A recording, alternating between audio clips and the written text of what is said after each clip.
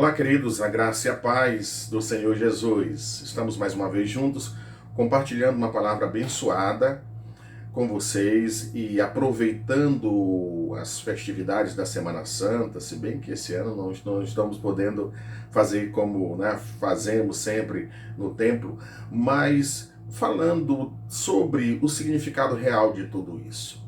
A semana da crucificação de Cristo. E estamos acompanhando os passos de Jesus dia a dia naquela semana crucial. Chegamos então à quinta-feira. E quando nós olhamos para o Evangelho de Mateus, lá no capítulo 26, nós observamos que na quinta-feira aconteceu algo muito tremendo, que é a celebração da ceia. Jesus ordena aos seus discípulos que preparassem a ceia. E na tarde da quinta-feira, você vai pegar lá em Mateus capítulo 26, a partir do versículo 17, os discípulos com Jesus reunidos estarão celebrando a ceia. Que lição tiramos desse momento tão importante? A ceia nos remete à comunhão. O principal sentido da ceia é estarmos em comunhão com o Senhor. É um memorial, mas um memorial também de comunhão. Comunhão com Cristo e comunhão com a igreja de Cristo. Queridos, a vida cristã é vida de comunhão. Não existe vida cristã sem comunhão. Em primeiro lugar, com Cristo. Sabe? E quando nós olhamos para a palavra comunhão, comunhão fala de sintonia. Estarmos em sintonia com Ele. É desenvolvermos o mesmo modo de pensar. É copiarmos a sua forma de agir. Comunhão nos remete à identificação. Nós, então, passamos a ter a mesma identidade.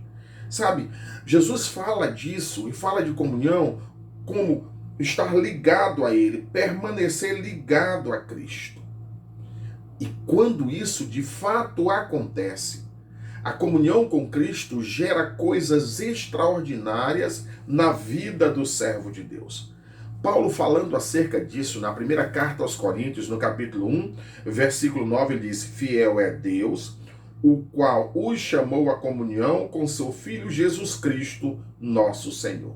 Então, Paulo mostra que o primeiro chamado que temos é um chamado para vivermos em comunhão com Cristo. Esse é o chamado primário. Antes de você ser chamado para evangelizar, antes de você ser chamado para servir, você é chamado para estar em comunhão com o Senhor. E Jesus fala em João 15:7, se vós estiverdes em mim e as minhas palavras estiverdes em vós, pedireis tudo o que quiserdes e vos será feito. E aí fala, queridos, que estando em comunhão com o Senhor, nós vamos observar que a oração, então, ela passa a ser atendida. Mas, além de estarmos em comunhão com Cristo, precisamos desenvolver a comunhão com a igreja de Cristo. E eu digo para vocês, biblicamente, não é possível estar em comunhão com Cristo longe da igreja, dissociado da igreja. Não se pode dissociar o Cristo da sua igreja, até porque a Bíblia mostra que Ele é o cabeça da igreja. Cristo e a sua igreja formam um corpo só.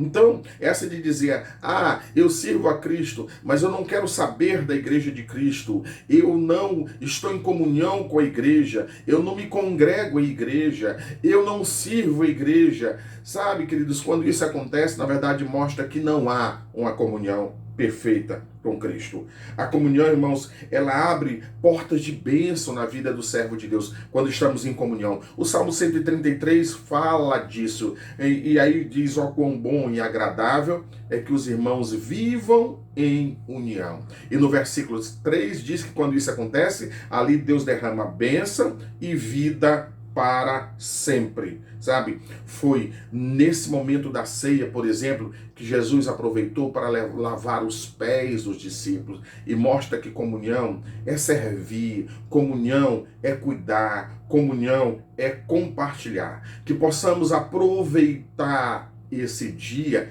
para estreitar a nossa comunhão com o Senhor, através da oração, da meditação na sua palavra, mas também com os nossos irmãos, sabe? Mandando uma mensagem, mandando, sabe, um abraço fraternal, sabe? E com isso nós estamos vivendo a essência do Evangelho de Cristo, comunhão com Ele, comunhão com a sua igreja. Que Deus em Cristo nos abençoe. Amém.